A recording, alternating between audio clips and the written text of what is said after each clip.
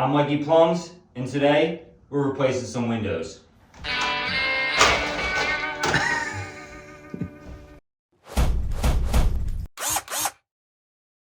All right, Mike, you told us in our one video that windows are one of the most important things to look for. So let's talk about why and how we're gonna swap these windows out. The reason we're doing it is because they're not closing properly. They're not locking properly. Yeah, not locking properly. So at this point, it's time to replace them for the price they are. They're only like 150 bucks a window. So I'd rather just do it now than later. These are double hung windows. We're putting in double hung windows again. What does double hung mean exactly? So both these pieces can slide. Both, I guess they call it sashes. So we got our rough measurements on the inside here, left to right, top to bottom. And these are 27 3/4 by 45 1/4. So we got 28 by 46 windows, 28 wide by 46 high. How we're gonna replace them is, I'm trying not to disturb this aluminum as best as possible. So we're gonna cut this caulk out real nice, use a fresh razor blade or even a multi-tool if we want to. And then they should have screws somewhere on this side that we can unscrew them. Those screws go into like the side of the frame of the house? Frame, yeah. So these are already, this is a cinderblock house. We ain't changing no rough opening here. So we'll unscrew them, we'll take them out, and like I said, they're 27 3/4 by 45 1/4. That is the actual window. The rough opening is like 28 by 46. So there'll be a little bit of give on each side, top and bottom. We'll use shims to make them square, level, and plumb, and then we'll just caulk the gap, spray foam it, caulk the gap, and then call it a day. Hopefully none of this aluminum gets all messed up, and we can do that. What we'll have to do probably is pull this window out towards in here and then put a new one in to not disturb this aluminum. That's the game plan. Let's see if it actually works out. All right, we're here inside. So this is what I was talking about. From this height to that height is our rough opening.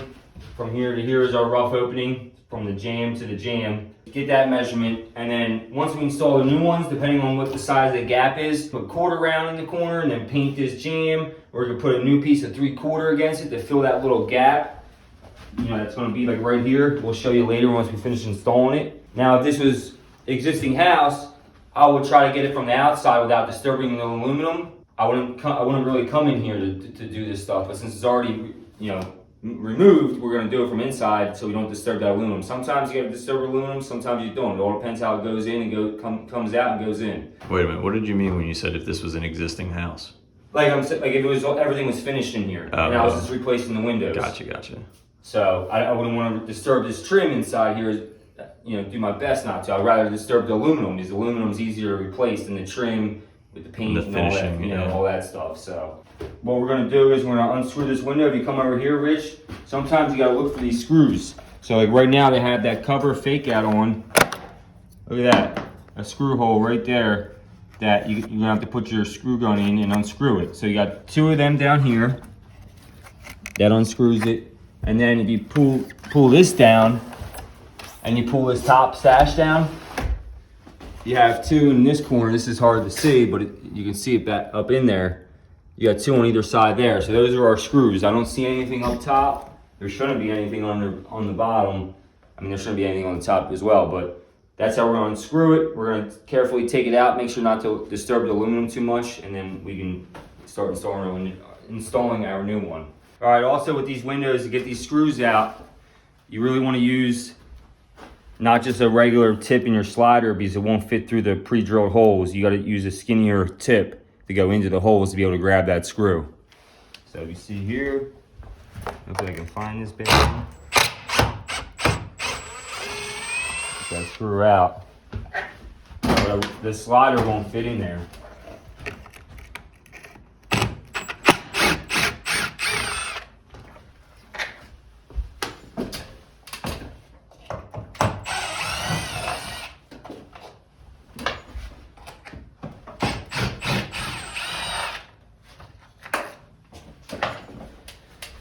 That. We're here, we got the old windows out. Now we gotta get this old caulking off. See there? So either, you use a flathead, or use a scraper, or you can even use a multi-tool. You just want to get these jambs nice and clean so nothing's stopping you from putting the new windows in. All right, we're here. We got our opening cleaned up, nice and free of caulk. We're going to put the window in the right way. Make sure the lock is facing on the inside. And we're going to check our rough opening before we go to do like our caulk and finish and everything. So we're going to pop it in here. We'll show you when we install it, but you want to take a measurement from the window to the edge of your jamb to make sure it's in there equally all throughout. So like you want, this is 1 inch, you want 1 inch up here. But you'll do that with the level, make sure it's plumb and everything. So we got it, it goes in pretty nicely. We can mess with it at that point. We're gonna take a look outside. And our top is pretty tight, but our bottom, because the sill is angled, there's a nice big gap under here if you want to take a look, Rich. So you see this nice big gap right here?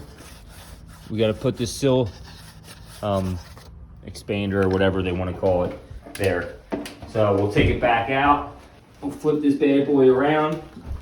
This is our sill filler, whatever you want to call it. So we're on the outside here. This is our outside. What I like to do, these things are a pain to snap on sometimes with these like beads that they give you from the factory. Just try to trim them up a little bit, not too much because you don't want to cut into the window. I'm just trimming them up, just a hair. Now if you have a gap up top, they give you this part up here, which you can put up there. You can silicone it up and it covers that gap. What's it got, about like half an inch? 3/4, something like that. But this is so it goes on top, because if you try to put this on the bottom, the rain's gonna get in there. Right. So this goes on top and the rain can't get in there. But we don't need that in this instance. So we got this trimmed up pretty good. They're kind of a pain to get on sometimes. I'm sure the manufacturer doesn't like this, but I like to take a hammer and gently tap it on. You do not want to break it. Just gotta be careful. All right, we're back here. We got that sill filler in. Like I said, it's a pain. Just gotta kind of gently tap it and work it on there without breaking anything. And sometimes you might have to trim up a little bit of the excess vinyl that they have on the seams, just not too much. So we did that. We got our window in. You can take a look at the gap now. It looks beautiful. That's a nice gap that we can caulk now. Oh yeah. So we got our window in. We're gonna check for level, plumb, before we go caulking. This side appears like it needs to come up a hair. We have the room to do that. That doesn't look too bad. We're gonna silicone the sill before we throw it in. Usually I just use clear silicone and then use white on the outside, but all I got is white right now. So I'm using the Quad Max white silicone. You need 100% silicone. This stuff's pretty nice. You gotta make sure your sill is nice and cleaned up so the silicone sits there nicely. I'm just gonna put a little bead here, stop any influx of water. I mean, it's pitched pretty good. So this window actually has this nice little jamb here that we can put a bead there and then plop it in there. Right. When we plop it in there though, and you're adjusting it, just make sure you look outside. It's not all all over the place because it dries up pretty quick. It's hard to work with. But honestly, with these, with this white aluminum, it doesn't have to be perfectly caulked, because in 2 months or 4 months it turns black anyway from all the schmutz outside, and you don't have to be a master artist to caulk these windows. Just caulk them, call it a day. It's going to turn black color in 4 months anyway. Right. So it's not that, don't reinvent the wheel here. But we're going to run a nice bead down here.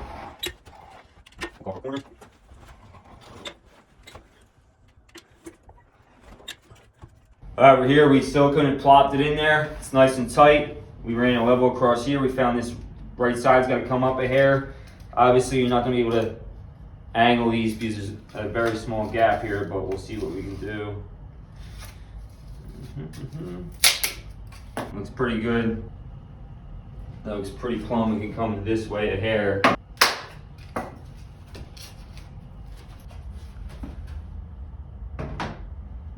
All right, we discussed it. We found that there's a screw hole underneath the sash cover, but it's on the outside, which I don't like. When you say the outside, Like the outside portion of the window, not the inside portion of the window. Right. But I guess you can't put a sash screw on the inside because the sash cover, you can't put a sash cover on the inside to cover the screw because you won't be able to close the window. right? So I'm not a big fan of it, whatever. We'll put a screw in there, and then I'm just gonna put a little dab of silicone on top of the screw for extra protection. We'll do that. We got a nice shim in there, nice and, not too tight, but nice and tight. We'll drill a pilot hole. Got our screws that they supplied. We got our screws here that come with the window that we buy. We're gonna get a drill bit that's a little bit smaller than the screws themselves. We'll get a drill bit there. We're gonna start with that right corner because there's already a shim in it. All right, so you get a little pilot hole going.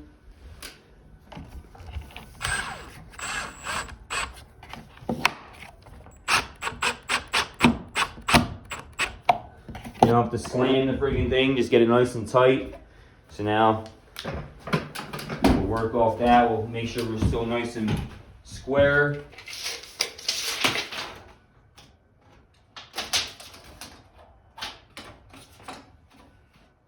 .5.